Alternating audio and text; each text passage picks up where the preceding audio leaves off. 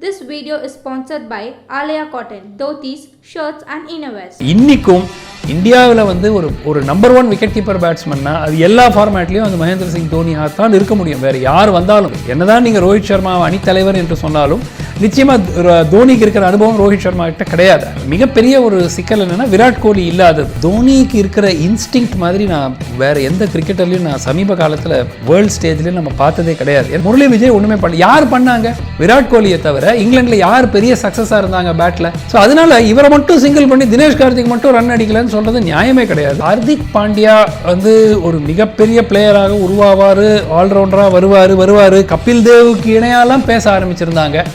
ஆனால் இது வரைக்கும் அவர் ஒன்றும் பெரிய அளவில் அந்த எக்ஸ்பெக்டேஷனை ஜஸ்டிஃபை பண்ணலை.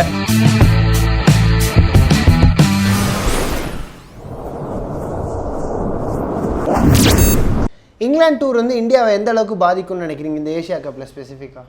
இல்லை, ஏஷியா கப்பில் பெருமளவில் பாதிக்காது. சைக்கலாஜிக்கலி அங்கே 2 ODI சீரீஸ்லையும் தோத்தாச்சு. டெஸ்ட் சீரீஸில் 1-4 தோல்வி அடைந்தது வந்து நிச்சயமாக ஒரு சைக்கலாஜிக்கல் ஃபீலிங் இருக்குமே தவிர, ஆனால் இது வேறு விக்கெட்ஸு.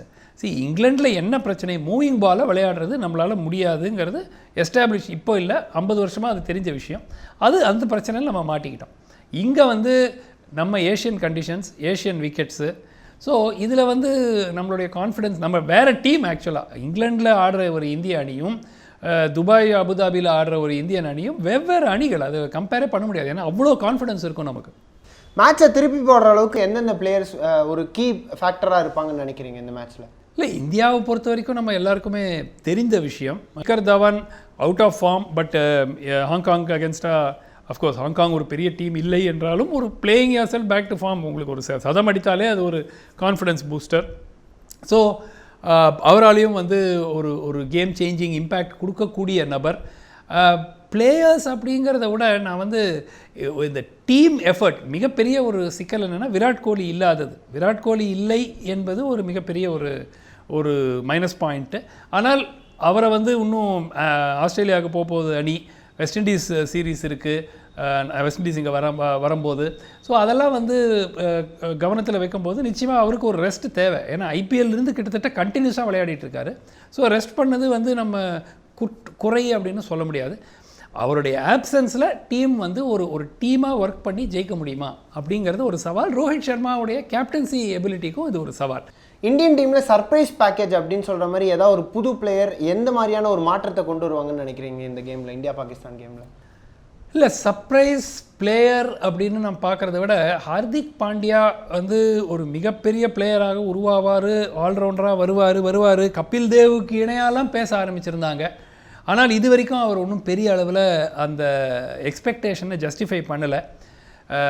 ஏதோ ஒரு மேட்ச் 2 மேட்ச் இருக்குமே தவிர பெரும்பாலான அந்த எக்ஸ்பெக்டேஷன் ஜஸ்டிஃபை பண்ணலை. ஸோ இது அவருக்கு ஒரு மிகப்பெரிய ஒரு வாய்ப்பாக நான் பார்க்குறேன். ஏன்னா அவர் ஒரு நல்ல பர்ஃபார்மன்ஸ் வந்து அவரால் கொடுக்க முடியும் அப்படின்னாக்கா அந்த ஆல்ரவுண்டர் ஸ்பாட் இன்றைக்கும் வந்து அது 100க்கு 100 அவர் கையில் தான் இருக்குதுன்னு சொல்ல முடியாது. அதை வந்து சீல் பண்ணுறதுக்கான ஒரு வாய்ப்பு அவருக்கு. தோனியோட கான்ட்ரிபியூஷன் இந்த டோர்னமெண்ட்டில் எவ்வளோ இம்பார்ட்டன்ட்னு நினைக்கிறீங்க சார்? இல்லை, நிச்சயமாக. ஏன்னா தோனி வந்து இந்த டீமில் உடைய அந்த சீனியர் ஸ்டேட்ஸ்மேன் அப்படின்வாங்க, அந்த மாதிரி அவருடைய ரோல் வந்து வெறும் அவருடைய விளையாட்டு திறமை மட்டுமல்ல, இந்த அணிக்கே வந்து ஒரு கைடன்ஸ் கொடுக்கறது. என்னதான் நீங்கள் ரோஹித் சர்மா அணித்தலைவர் என்று சொன்னாலும் நிச்சயமாக தோனிக்கு இருக்கிற அனுபவம் ரோஹித் சர்மா கிட்ட கிடையாது. சர்டன்லி as a கேப்டன் நிச்சயமாக கிடையாது. ஸோ அதனால் வந்து நிச்சயமாக அவரும் தோனியுடைய அறிவுரைகளை கேட்டுப்பார். அவருடைய அட்வைஸ் வந்து நிச்சயமாக டீமுக்கு ரொம்ப பெனிஃபிஷியலாக இருக்கும். ப்ளஸ் அவருடைய கூல் ஹெட், அது வந்து சொல்லவே வேண்டாம். அது இன்றைக்கும் இந்தியாவில் வந்து ஒரு நம்பர் 1 விக்கெட் கீப்பர் பேட்ஸ்மன்னா அது எல்லா ஃபார்மேட்லேயும் அந்த மகேந்திர சிங் தோனியாக தான் இருக்க முடியும். வேறு யார் வந்தாலும் ரிஷப் பந்த் அடுத்த 10 ஆண்டுகளுக்கு அவர் ரிஷப் பந்த் இருக்கலாமே தவிர இன்றைய சூழலில் the best wicket keeper batsman in India without any doubt is still Mahendra Singh Dhoni. சிஎஸ்கேவோட வின்னிங் விக்ட்ரிக்கு அப்புறம் அந்த ஒரு ஹேங் ஓவர்லேருந்து தோனியோட அந்த கேம் ஸ்ட்ராட்டஜி, அந்த ஒரு கேமிங் சென்ஸ் இந்த கேமில் எந்த மாதிரியான ஒரு இம்பேக்ட் இருக்கும்னு நினைக்கிறீங்க சார்? இல்லை, அவருக்கு வந்து தோனிக்கு இருக்கிற இன்ஸ்டிங்க்ட் மாதிரி நான் வேறு எந்த கிரிக்கெட்டர்லையும் நான் சமீப காலத்தில் வேர்ல்டு ஸ்டேஜ்லேயும் நம்ம பார்த்ததே கிடையாது. ஏன்னா அவருக்கு எஸ்பெஷலி அவருடைய அந்த கேம்ஸை ஃபினிஷ் பண்ணுறாரு இல்லையா, எந்த ஒரு போலரை செலக்ட் பண்ணி டார்கெட் பண்ணி அடிக்கணும், நமக்கே வந்து ஒரு டென்ஷன் ஏறும்போது அவ்வளோ ஒரு கூல் ஹெட்டு. ஸோ அதெல்லாம் வந்து கிரிக்கெட் வரலாற்றிலே நான் சொல்லலாம் நிறைய பிளேயர்ஸில் நம்ம கடந்த ஒரு 30 ஆண்டு காலமாக நான் பார்த்துட்டு இருக்கிற கிரிக்கெட்டில் I have never seen anybody. So is a unique player, absolute genius and ஒரு கிரேட் ஒரு அம்பாசிடர் ஃபார் த ஸ்போர்ட்னு சொல்லலாம். ஸோ அவருடைய ஸ்ட்ராட்டஜி வந்து உறுதியாக வந்து it will be geared to giving the best for the team. சிஎஸ்கேவோட கேப்டனாக இருந்துட்டு இப்போ இந்தியன் டீமோட கேப்டனாக இல்லாமல் இருக்கிறப்போ அங்கே ப்ரெஷர் அதிகமாக இருக்கும், இங்கே ப்ரெஷர் இல்லாமல் கூல் ஹெட்டடாக ஆடுறதுக்கான சான்சஸ் எவ்வளோ இருக்குன்னு நினைக்கிறீங்க sir?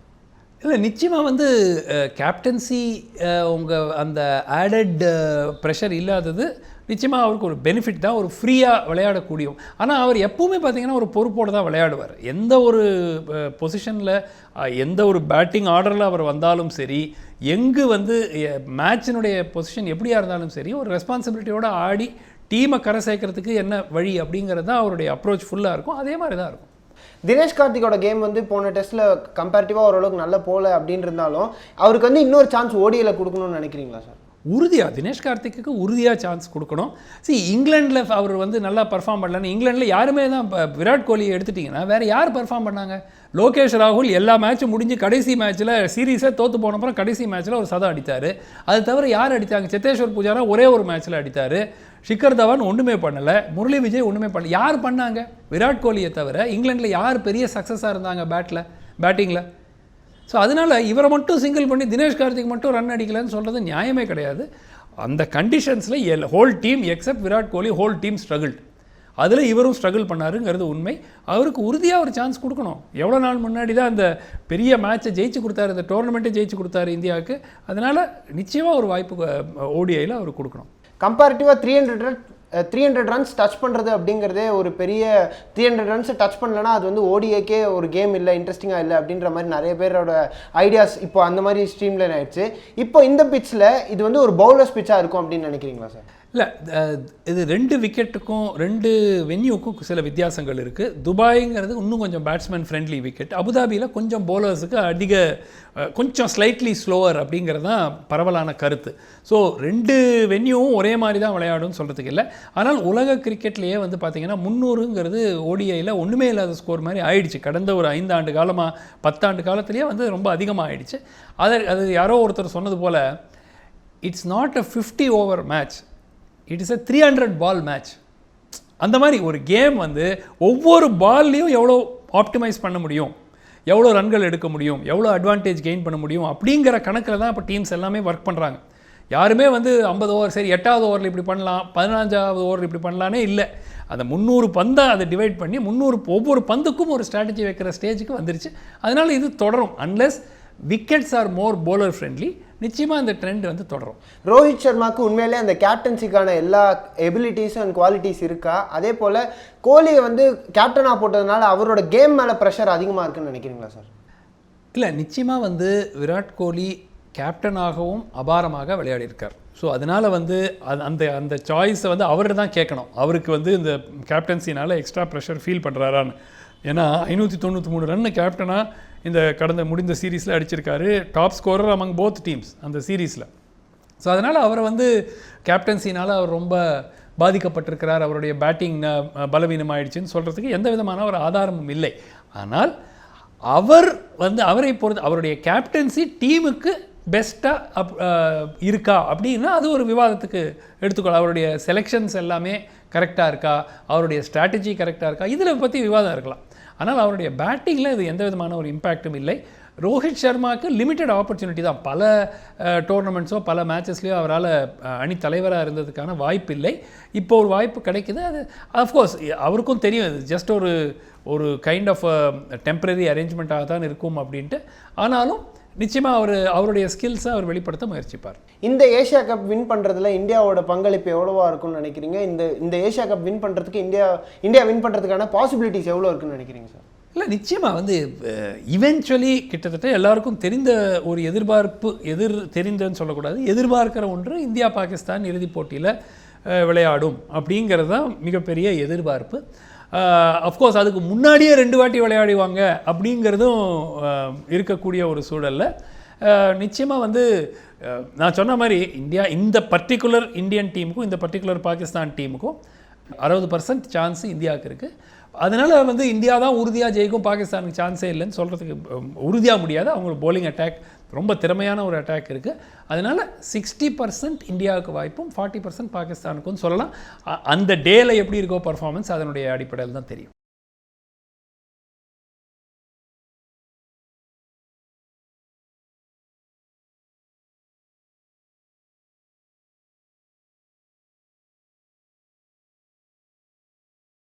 This video is sponsored by Alia Cotton, dhotis, shirts and innerwears.